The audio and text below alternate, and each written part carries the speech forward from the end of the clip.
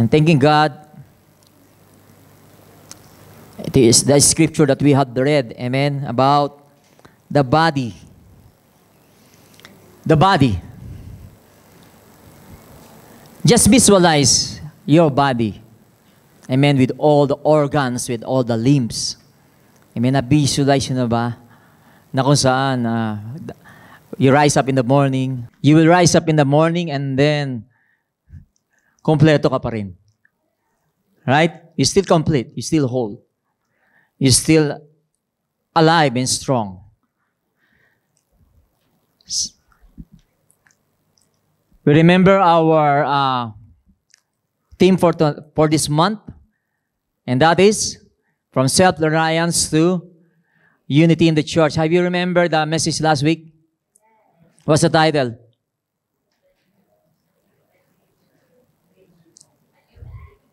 Sabi nyo na-remember nyo, but you... Huh? So kung di nyo na-remember, di nyo rin pinamuhay. 7 points. Nako, lalo na, hindi nyo maalala yun. Baka maubos sa oras natin eh. So today, I'm really excited for our topic today. But before that, do you know how many body parts a human body has? Huwag yung hulaan na, baka mamaya kulangin kayo. Ha? 5 organs? 5 yung body parts. Body parts ng body natin. Not senses. Body parts.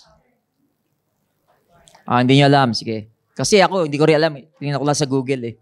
The adult human body is made up of 100 trillion cells, 206 bones, 600 muscles, and nearly 78 organs in our body. According to shape, size, amen, function, from which 22 are internal organs. Kung 78 siya, ilan yung external organs? Do the math. So an organ is a collection of millions of cells. Okay. So yung body parts natin consists of around or nearly 78 organs.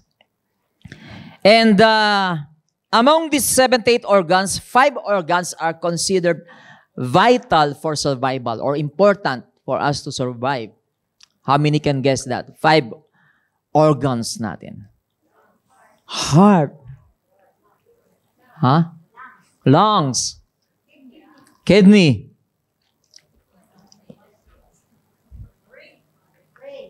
Brain. Isa pa. Liver. Tandaan yan. Napaka-importante po, alagaan natin yan kasi it is important for our survival. Right? So, of course, each part of the body has a unique function.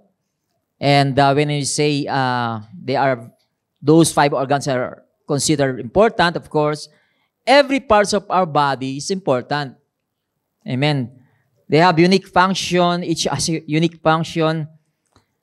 And of course, ganun din sa atin, it also teaches us about the church. The church, while we are different, amen, but they work together harmoniously for the good of the whole body. Church,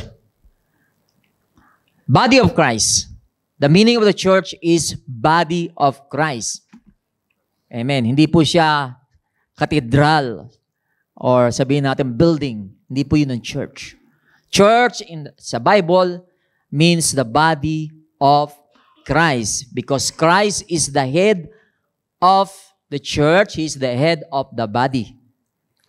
As Colossians 1:18, He is the head of the body, the church, who is the beginning, the firstborn from the dead, that in all things He may have preeminence.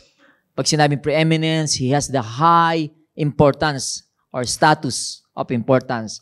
The head. Mahalaga head. Amen.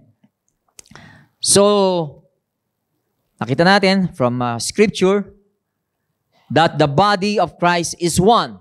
Isa lang siya. And we are all members of the same body. Unity is essential for the health and function of the body. Unity. And we have different gifts, as we can see. The Spirit of God has given us different gifts, that each gift of the member of the body, amen, will benefit the whole body. So if you are, you can say, a member of the body of Christ, it means God has given you at least a gift, a spiritual gift.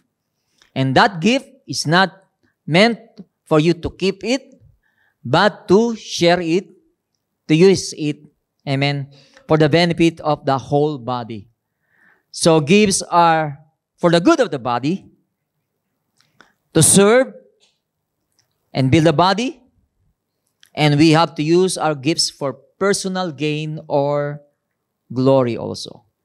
So, we need each other. Sabi mo sa katabi mo, I need you.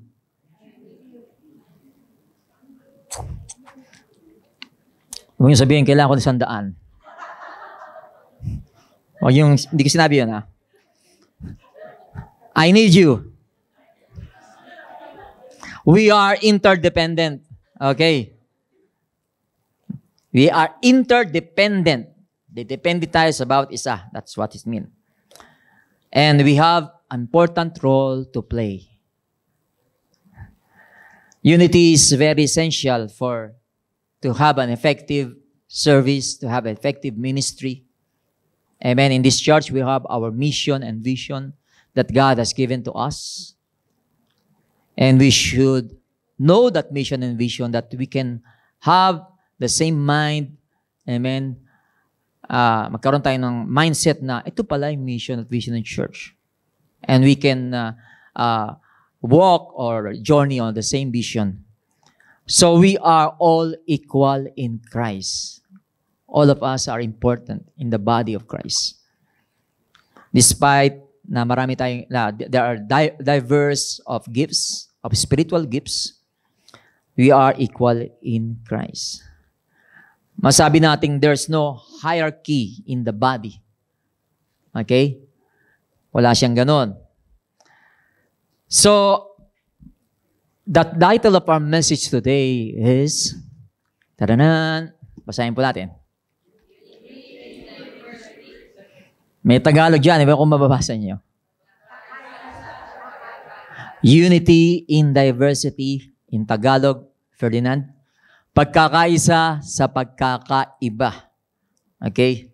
So,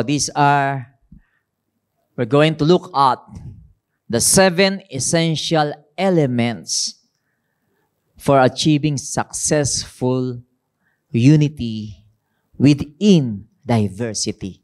Ito rin 7 sangkap na pag-aaratin ngayon. Mahalagang sangkap para makamit natin, marating natin yung tagumpay na pagkakaisa sa loob na pagkakaiba-iba. Okay ba? Praise the Lord.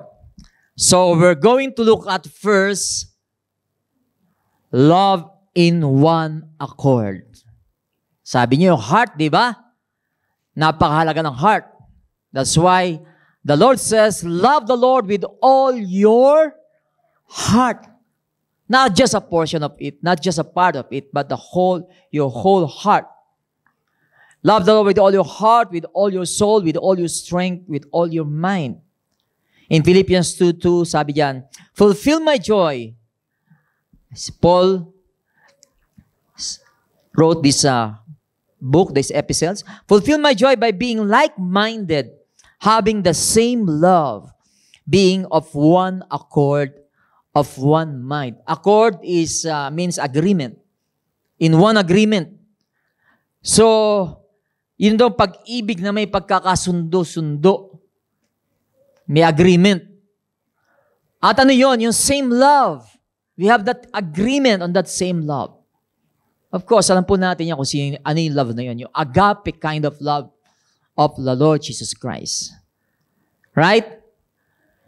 So, can you imagine as you visualize your body in the mirror? Ano sabi mo? Nakita mo yung salamin mo. I hate my nose. I hate my lips. Parang gano'n, no? So, walang pagkakasundo, right? Sa sarili mo mismo. I hate my color. Right. You know what is the largest organ of the body? Wow, bilis ah. Skin, tama. Amen. Because love is very important in the church or in the body of Christ. It's the heart. It's foundational. Amen. Love is foundational. After nung 12, eto, sinabi sa 13. Diba? After chapter 12 and chapter 13, Paul, before going to 13, the chapter 13, sabi niya, in verse 31 of chapter 12, earnestly desired the best gifts, and yet I show you a more excellent way. At ito yun. A very famous chapter in the Bible about love. Though I speak with tongues of men and angels, but have not love, I have become a sounding brass or a clanging cymbal. So love is foundational in the church, in the body of Christ. And though I have given prophecy and understand all mysteries, all knowledge, and though I have all faith so that I could remove mountains, but have not love, I am nothing. If there's no love, it's nothing. What we are doing here is nothing. Amen. What you came for here will be nothing, of no purpose, if you have no love. All the singing, all the ministry, all the service, all the knowledge will be nothing if there is no love. And even all the sacrifices, if you bestow all your goods to feed the poor and give your body to be burned but have not love, it profits nothing. Love is foundational. Human love is selfish and shallow. We cannot say that I'm a loving person because I love many people. In fact, our love is selfish. Our love is shallow, mababaw. If you're going to compare to the love of Christ, we must love as the same agape love of Christ demonstrated on the cross, which is sacrificial, selfless, unconditional. Amen. Perfect love of God. That He can love us while we were sinners. He died for us. The love of the Creator to His creation. And we can see the unity, amen, in the Trinity. Right? They have distinct personalities, but they are united as one. As one God. And here, the Creator to His creation, the Master to His slave, the Lord to His servant. Amen. Because of love, there's unity between the Creator and the creation. And the Bible says, Psalms 103, as the heavens are high above the earth, so great is His mercy to those who fear Him. Amen. As far as the east is from the west, He removed our transgressions from us. This love is the cornerstone of unity. Alam niyo cornerstone? In a building? Right? That's a very important foundation in a building, the cornerstone.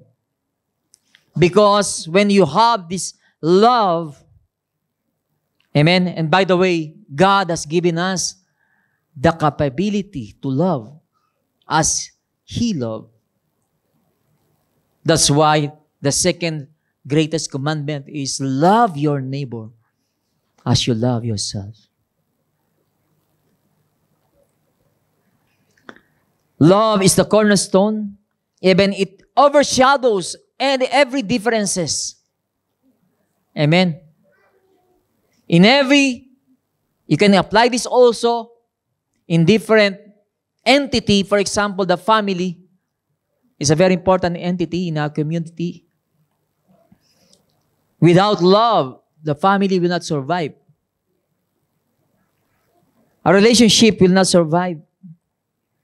Because, amen, each one of us has a different personality. But love can overshadow those differences, yung mga pagkakaiba natin. It is like a binding force. It binds us together with that love. Right? So binding people together on a deeper and emotional level, love creates a sense of connection, respect. Love has no limit. In the next verses, it says, love suffers long and is kind. Love does not envy. Love does not parade itself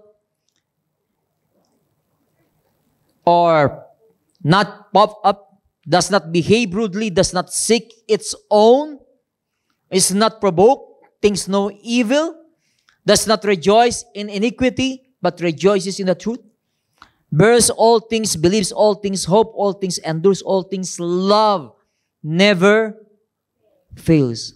Love never ends. But the prophecies will end. It will fail. Amen? Whether the tongues, they will cease. Sinasabi rito yung mga different gifts.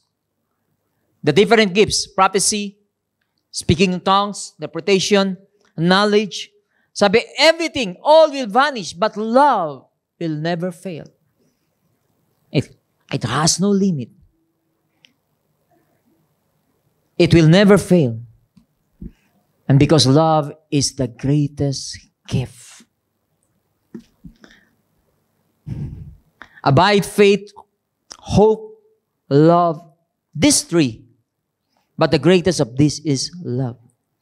Love is the greatest gift and essential to bind, amen, that unity and unites believers. Mahalaga po. Right? So, sabihin nyo nga, can you tell the person next to you once again, I need you. I love you.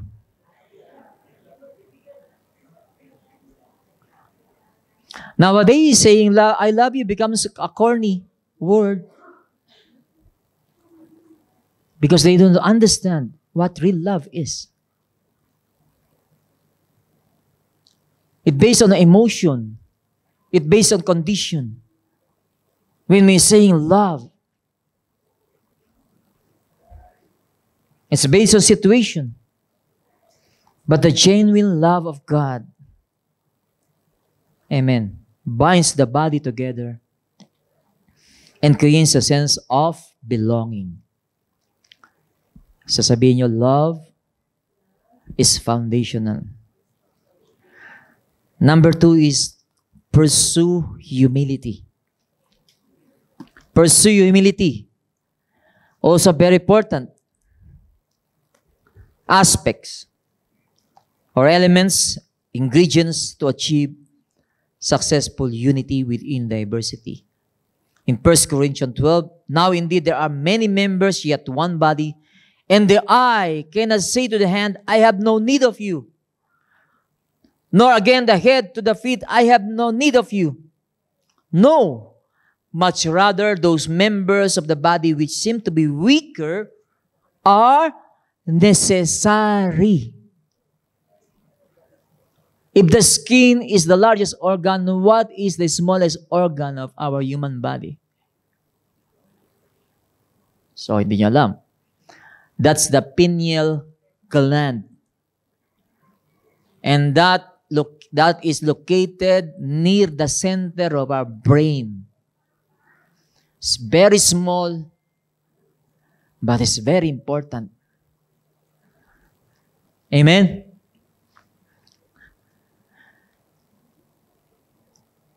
Those members of the body which seems to be weaker or smaller are necessary. And those members of the body which we think to be less honorable, on this we bestow greater honor, and our unpresentable parts have greater modesty. Humility. To recognize that each member of the body has unique gifts. Alright? They have unique gifts.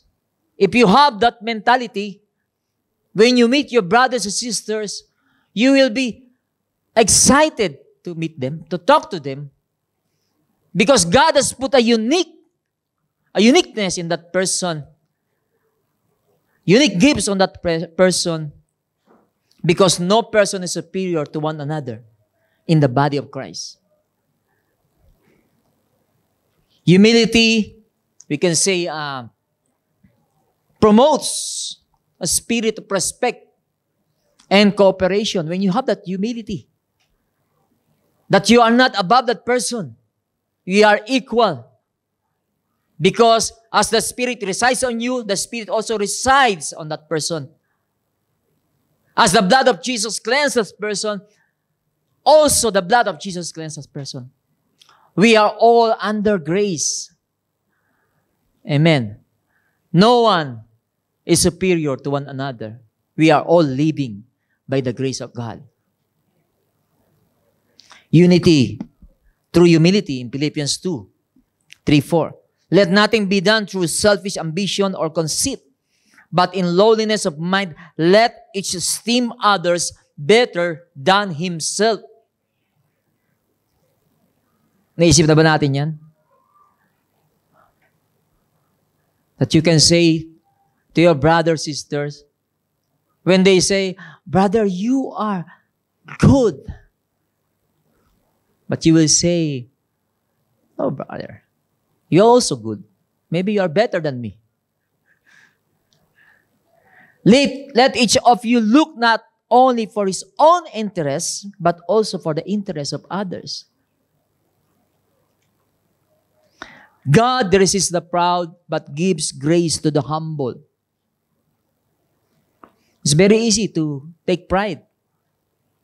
It's very easy to take pride. In our sinfulness, it's easy. When people praise you, you take the glory. Amen. And that's what we are doing most of the time. Why we post many things on Facebook? So that people will praise you. Right? But humility plays a pivotal role in promoting respect. Magpo-post ka ng masarap na pagkain, hindi mo alam yung isa, wala pala kinakain. Amen. Because we're not thinking of what effect will do of this post if I hallelujah, put it in the social media. Sometimes you need to think.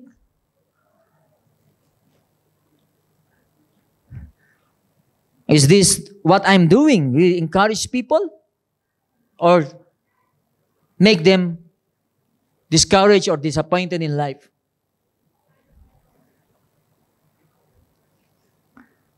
And humility, of course, is the knee of the body, or the knees of the body, because prayer is needed as a support. For this reason, I bow my knees to the Father of our Lord Jesus Christ. Ang sabi doon, those weaker is necessary. Those weaker parts are necessary. That we need to bestow honor to them. When they are passing through difficulties, are we there on our knees to pray for them, for their situation? Have you ever think of that? How they are struggling?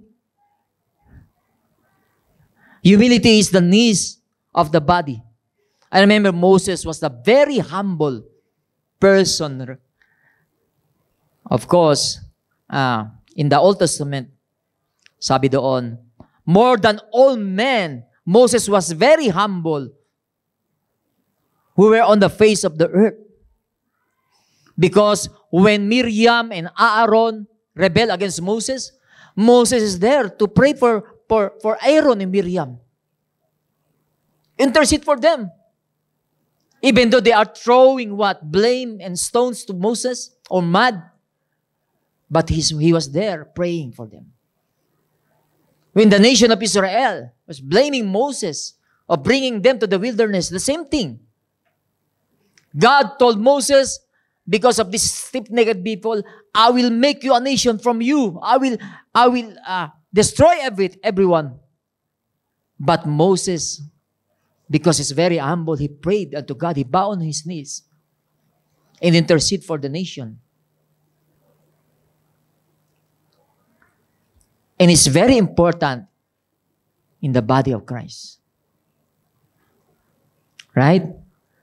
Because all those finger pointing, blaming, criticizing will not help in to achieve the goal of unity in diversity. Of course, Jesus the Christ, the Son of God, humbles himself and becomes obedient to the cross. Christ is the best example of living a life in humility. If you will read the Lord's Prayer in John 17, Jesus said in verse 11, now I am no longer in the world, but these are in the world. He's praying for his disciples. He's praying for the church. And I come to you, Holy Father, keep through your name those whom you have given me, that they may be one as we are. In verse 22, and the glory which you have gave me, I have given them, that they may be one, just as we are one. That's why unity should not be a goal, but unity is the reality. It's not just a goal, but it's a reality. It's real. In Acts 2:42, they continued steadfastly, the beginning of the church, the apostles' doctrine and fellowship, in the breaking of bread and in prayers. Prayer offers strength, guidance, and unity to connect us to God and also to connect us to others. It's a source of support during challenging times, to encourage individuals to find a common ground and shared purpose. That's why prayer is very important in the church. Amen. Our knees. As human beings, have you noticed we are the only one who can bow our knees and pray of all His creation? The animals can do that. The plants cannot do that. But we have the knees to bow. Right? Pursue humility. To have a healthy body. Amen. Use your knees to bow and pray.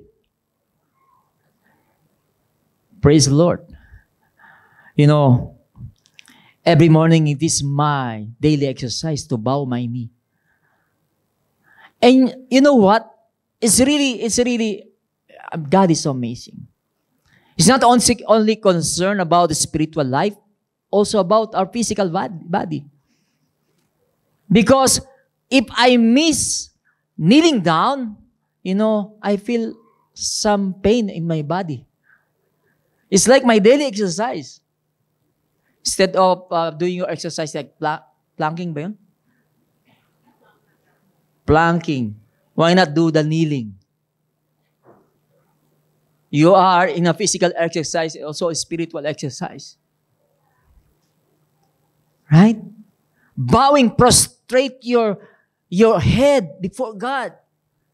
Praying for people, praying for the church.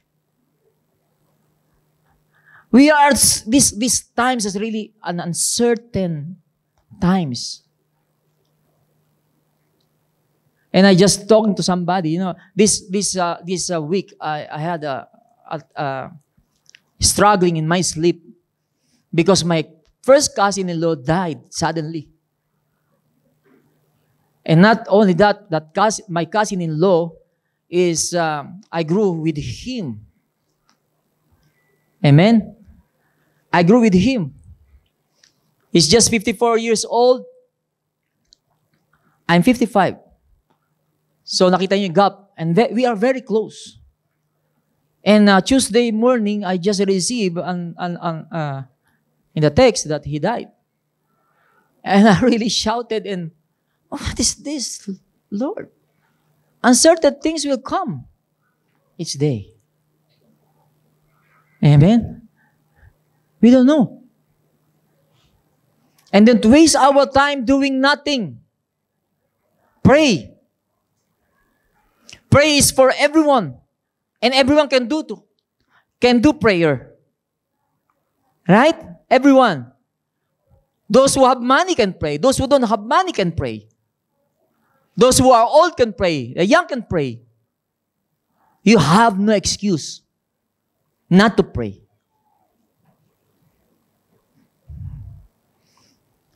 Number 3 is one of the essential elements is to be mindful of others. In 1 Corinthians 12:25, there should be no schism in the body. What is a schism? Division. And that is the work of the devil, to divide the body. Right? There should be no schism in the body, but that members should have the same care for one another. Love the Lord, love your neighbor as you love yourself. The mind, this part of our body is where the battle begins. Right? This is where the battle begins. And Satan is a cunning expert in manipulating our mind. Right? In manipulating our mind. If he manipulate our mind, he can control us. He can control what we're going to do, to going to see, to going to watch. With that mind that is corrupted. But now, not in the body of Christ. In the body of Christ, we should be mindful of others. Love the Lord with all your mind. Sinabi doon. Not only with all your heart, but with all your mind. A mind that needs to be transformed. A mind that needs to be renewed. So that we, what? We can pursue, we will know the will of our Father, of our Creator. We need to pursue in achieving common goal of doing the will of the Father. To have the mind like Christ. As said in Romans 15:5, to be like-minded toward one another according to Christ Jesus. According to Christ Jesus, who care for the sheep, who care for the lost. Right? Amazing love, how can it be? That you, my King, should die for me. Amazing love. A king will die for us. And he died for us. And not just a simple death. He died on the terrible, what? Death on the cross. He took that penalty for us.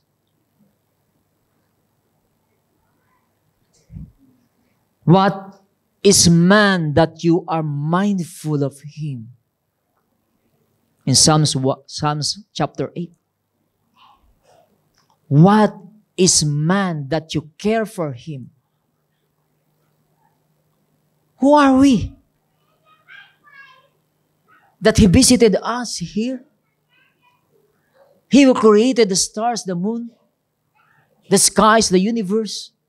He created all the trees, the animals, human beings. That he visited us and he visited you and me. Because he cared for you. He cared for me. And that's what he wants to see in the church. Caring for one another. To be mindful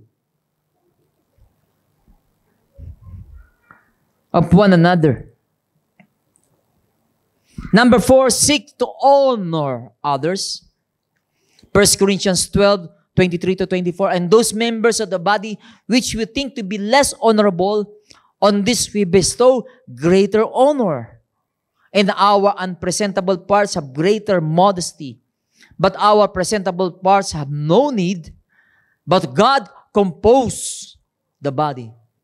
Sabihin natin, God composed the body, having given greater honor to that part which lacks it.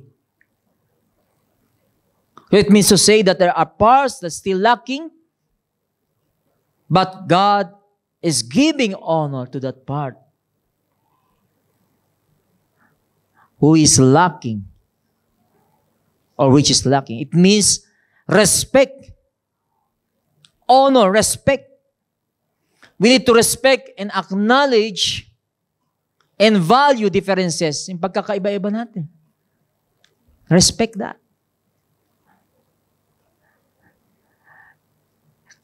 That's why sabi nga doon, right?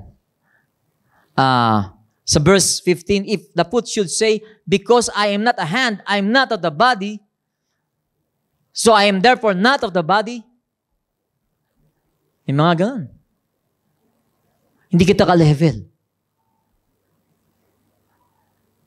Hindi tayo magka-level. I'm more important. I'm the foot. I'm the hand. I'm the eyes. I'm the pastor.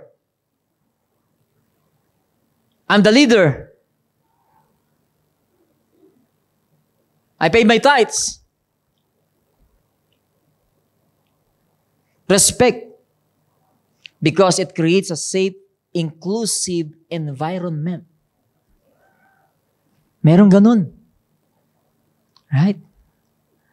And we can see that that's what the devil wants to see in the church. That they will war, that they will be divided because of differences. Because of not showing respect. Respect encourages diverse perspective. Yung pagkakaiba ng pananaw natin. Pagkakaiba-iba ng pananaw natin. At pagkakaiba ng mga kinocontribute natin sa church or sa body. Tell your neighbor, show respect. Show proper respect to everyone. Love the family of believers. Fear God. Honor the king. Honor the emperor. Because God shows no partiality.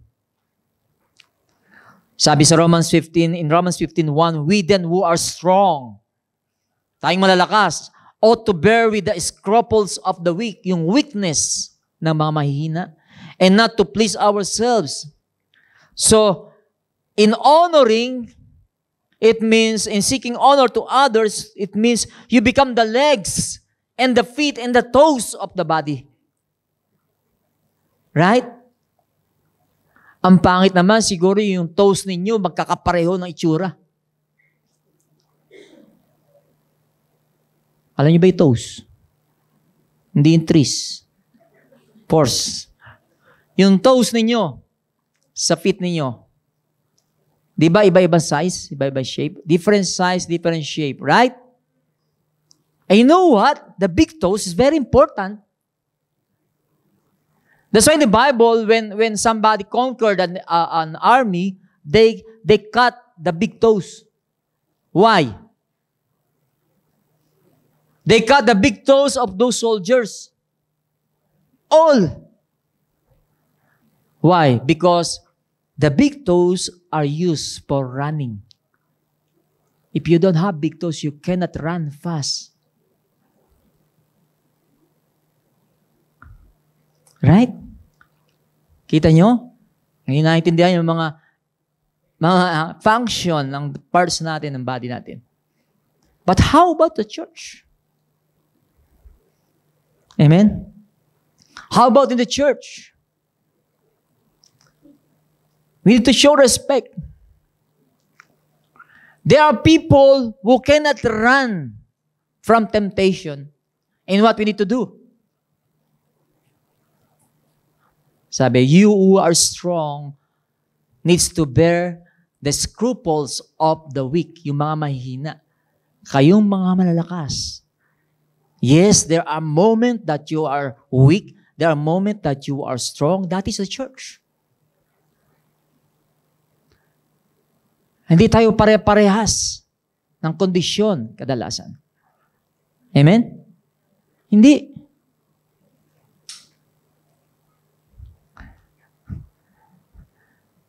And you cannot say that, oh, I'm a foot. Hindi ko gawain yan. Gawa lang ng pastor yan. It's the pastor's job. Or it's the music ministry job. Or the connection job. Right? Or the counseling team job. Just leave it to them.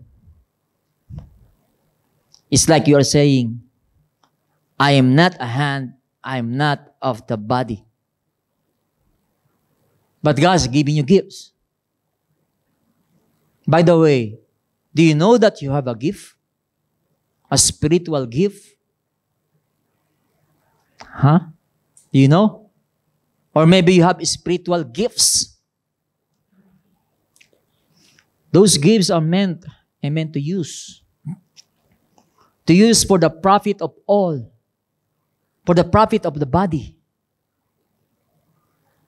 Right? Hindi po yung gift natin is, upo lang tayo pagka Sunday. That's not a gift.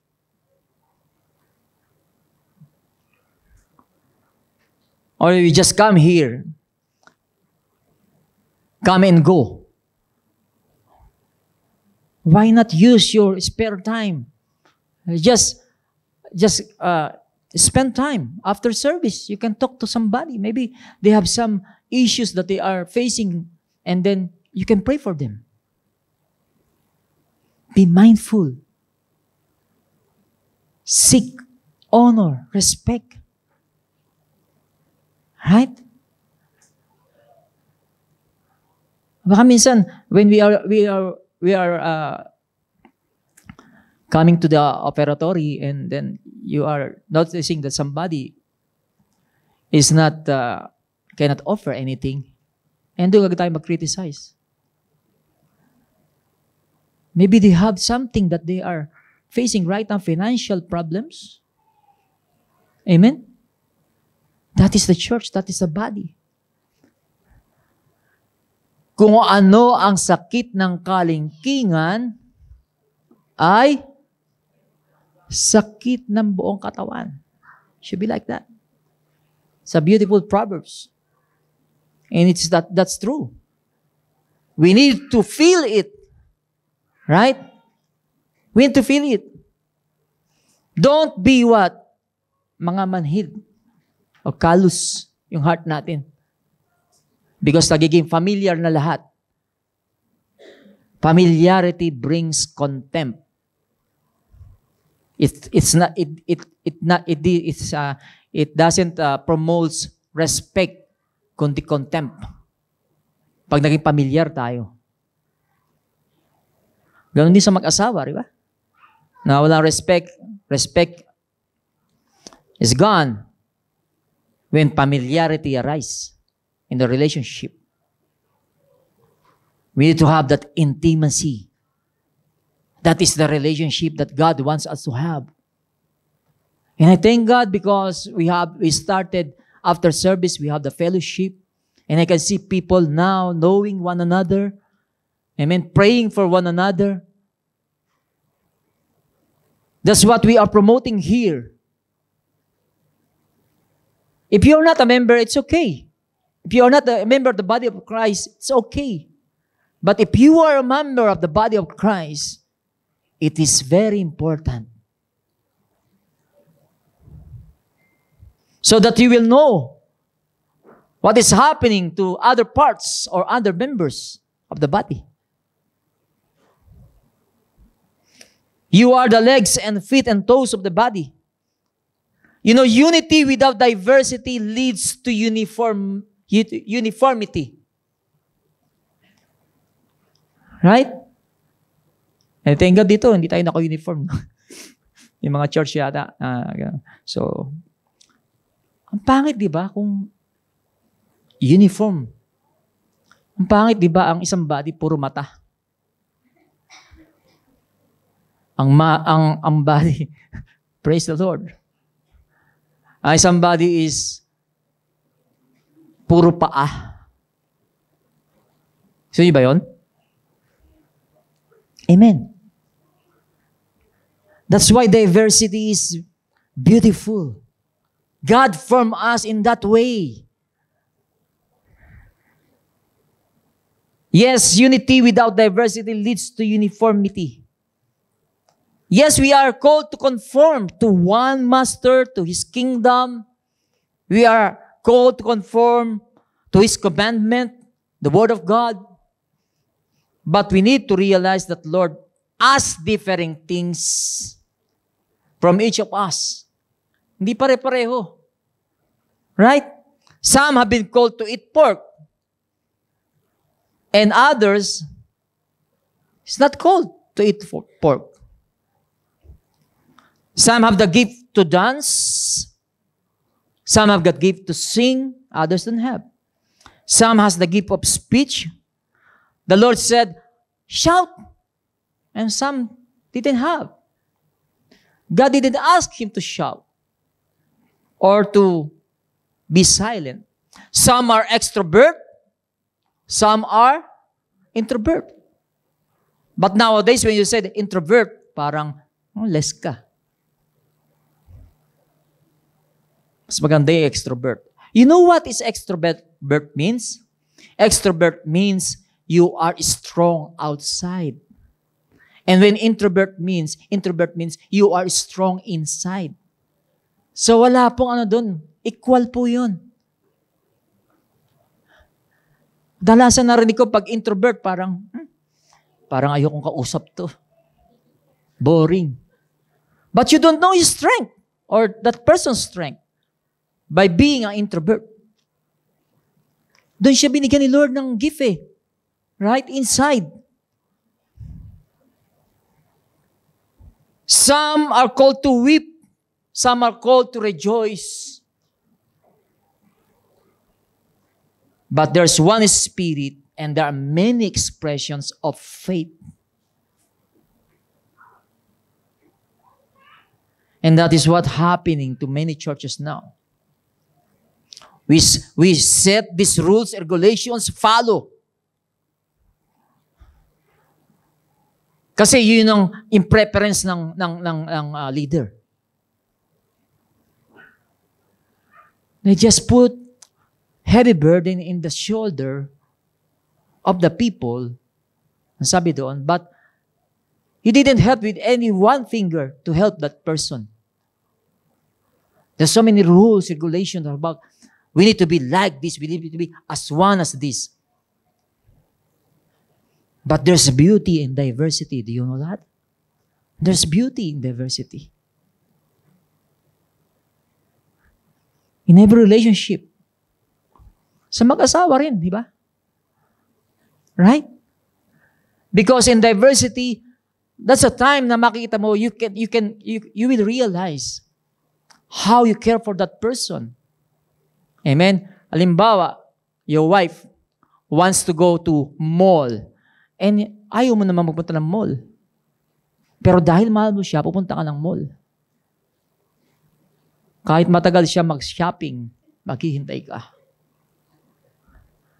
There's diversity. Ang pangit na lahat, pareho kayo ng gusto. Gusto niyo ba yun? Right? No. There's beauty. And there is purpose of God why there's diversity. And the next thing that we're going to look at is readiness to forgive. It's very essential to achieve that unity within diversity.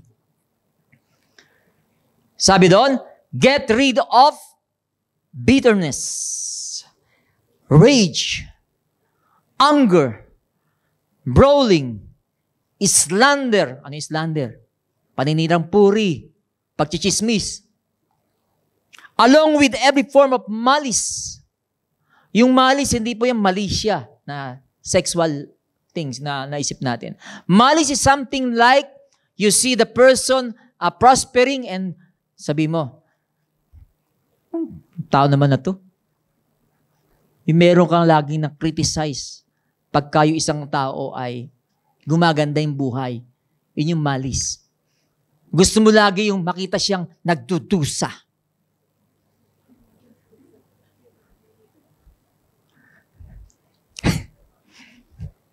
Forgiveness.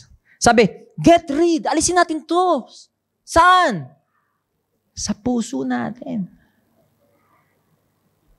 At ano dapat natin ipalit? Be kind and compassionate to one another, forgiving each other. Just as in Christ God forgave you. I've been hearing some people will say, ayoko pumunta sa church kasi andun yung tao na yun.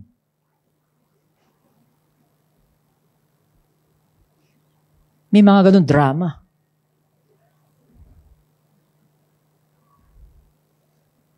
Right? Because of malice. Bitterness. Mari may nagawa siya yung tao na yun na masama sa iyo. Ba't di ka nagpunta dito para doon sa taong yun? At kailangan ka magpunta to settle. Right? That's a good thing to do. Settle. Whatever differences, whatever issues. And be ready to forgive. Forgive is a powerful tool. To what? To break down barriers, yung mga walls sa isang relationship. Huwag na natin pagtagalin. It will be walls, thick walls. We need to allow reconciliation. Forgiveness allows reconciliation. Yes, there are differences in us. I may offend you, you may offend me. It's natural. It's natural. May mag-asawa bang di nag-aaway? Right? Gaaway. Yung ang ngipin at dila, nagkakagatampi. Right? Nangyayari. Hindi mawala yung mga ganyan. But how are we going to handle these differences? Forgiving one another. Be kind, compassionate. Forgiveness is the lung. Alam niyo yung lung, yung baga? And the respiratory of the body. You know what lungs function? Sabi ko kay Sister Amor yan eh. You know, I love this topic because I begin to search about the body parts and the function. You know, our heart pumps the blood. Okay? Through that is, of course, yung blood na yun, we distribute sa ating mga veins through our heart. And in that process, meron tinatawag na carbon dioxide on that process na na-produce yung body natin. It produces carbon dioxide that is not good to our body. Okay? And what the lung does, ang respiratory system, our respiratory system will inhale the oxygen, exhale the carbon dioxide. Right? Yun po yung lungs. Praise the Lord. Kaya nga ayoko na ninigarilyo. Kasi ini-inhale mo yung carbon dioxide. Imbis na ine-exhale mo yan. Right? Yun po yung, and in the church, it happens, that's why it says, get rid of all bitterness, exhale. Your anger, it's not good for the body. But inhale what? Inhale kindness, compassionate forgiveness. So that we can breathe properly. That's why when there's unforgiveness, parang ansikip ng mundo mo, right? Hindi ka makahinga. When you see that person, andun na. Ang lakas na ng tibok ng puso mo. Palad naman ng taong yun. Amen. That's why we need to have that spiritual exercise. A breathing spiritual exercise that's saying here in Ephesians 4:31-32. Inhale patience. Sige nga. Patience. Inhale calm spirit. Calmness. And allow yourself to receive that gift. Exhale what? Exhale your frustration, your struggle, such as bitterness, rage, anger, brawling, ano pa? Slandering. Yun siya sabi rito. Allow yourself to let go of the pressure. It will not help yourself. It will not help the body of Christ. Amen? So, bibilisan po natin. Malapit na oras. Kaya ang susunod, be quick to listen, slow to speak. James 1:19-20. Amen. So often, my beloved brethren, let every man be swift to hear, slow to speak, slow to wrath, for the wrath of man does not produce the righteousness of God. Yan yung ating ears and mouth in the body. Guard it. Our words will give grace to the hearers. Okay? Have an open and honest communication. Ephesians 4:25. Putting away lying, let each one of you speak truth with his neighbor, for we are members of one another. Wala pong backbiting dito. Speak the truth. Amen. Speak the truth with love. Kung may pagkakamali yung isa na the mistake that the person did or your brother or sisters did, why not talk to that person? Have an open and honest communication because you care for him. You care for that person. Not because you want what? To devalue that person. You want to pull down that person. No. But it's very important element to achieve unity within diversity. Because communication is important for understanding and resolving conflicts. Right? Amen. Speak the truth to your neighbor. Seasoned with salt, sabi pa sa Bible. In Proverbs 15:1, a soft answer turns away wrath. Minsan yung mga temper natin eh. Proverbs 15:1, a soft answer turns away wrath, but a harsh word stirs up anger. Choose your word. Sometimes you have the good intention, but the choice of your word is not good. And how you deliver the word to that person. You may want to correct that person, but it's not proper. Have an open and honest communication. We should have a healthy ear and mouth in CSG. That you are ready to listen. That you are ready to humble yourself. If somebody will correct you.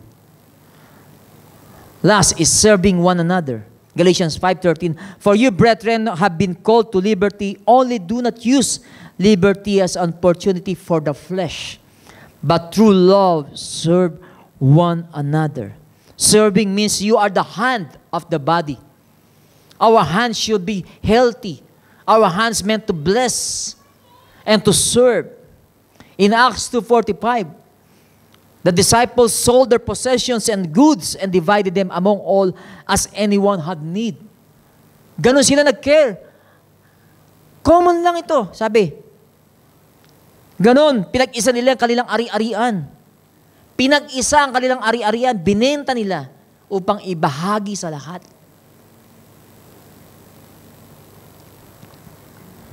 Ang sabi doon sa Acts 4:35, and laid them at the apostles' feet. And the apostles distributed to each as anyone had a need.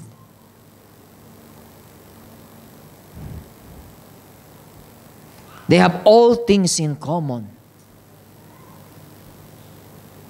What it means, serving one another. Serving, exemplified by Jesus in washing the disciples' feet. Right? And he explained to them that whoever desires to be first among you, let him be your slave. Just as the Son of Man did not come to serve, to be served, but to serve and to give his life a ransom for many. Amen. And if you will look at this story, you know, meron silang division because John and his brother was saying, ilagay mo kami sa kanan, ako sa kanan, yung kapatid ko sa kaliwa. Nagkaroon ng ganun. Politika. Namumulitika si John at si James. That's why the 10 disciples, nagalit sa kanila. They are angry to these two brothers. Kaya sabi ni Jesus, it shall not be among you. Whoever desires to become great among you, let him be your servant. And whoever desires to be first among you, let him be your slave, just as the Son of Man did not come to be served, but to serve and to give his life a ransom for many. You know you are saved to serve. Right? You are saved to serve. E nakita natin dito sa church, there's so many unfilled position, or we can say places. There's so much room and plenty of room in the body of Christ where you are called to serve. But of course, you should have a willingness. Amen. You should have commitment, intentional. Ano pa? Karoon tayo ng concern. And sa pag-serve, in serving, people will be encouraged. Right? You know how many of you are encouraged to Mami Nida? At her age, she's coming to prayer meeting. She's coming to prayer meeting, age 86. It's really shame to many of us who are young and have available resources to come. That's how she serves. Hindi lang yun. God has put Mami Nida here for us to be encouraged. You know that? She's a blessing. Are you encouraged?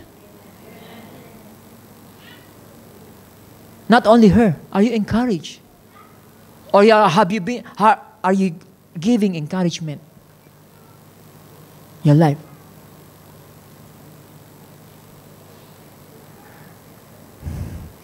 The act of serving promotes a sense of community and shared purpose.